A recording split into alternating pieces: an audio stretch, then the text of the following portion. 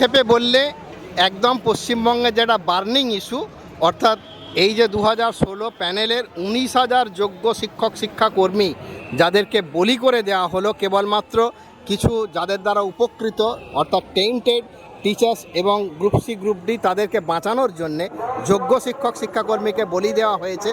এইটার বিরুদ্ধেই আমাদের প্রতিবাদ এবং তাদেরকে রাজ্য সরকারকেই দায়িত্ব নিতে হবে তারা যাতে স্বপদে স্বমহিমায় ফিরে আসতে পারেন। এবং এর সঙ্গে আরও যেগুলো যুক্ত আছে সেগুলো আপনারা জানেন যে রাজ্য সরকার তার কর্মচারীদেরকে ডিএ থেকে বঞ্চিত করেছে। সুপ্রিম কোর্টের রায় ঘোষণা হয়েছে 25% দেওয়া, সেটাও যাতে তারা না দিতে হয় তার জন্য নানান বাহানা প্যাচপয়জার করছেন।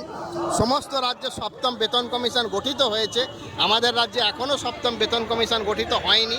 এর বিরুদ্ধেই আমরা আজকে মিছিলটা যাবে রানী রাসমণি পর্যন্ত, তারপর আমরা নবান্নতে গিয়ে ডেপুটেশন জমা দেব।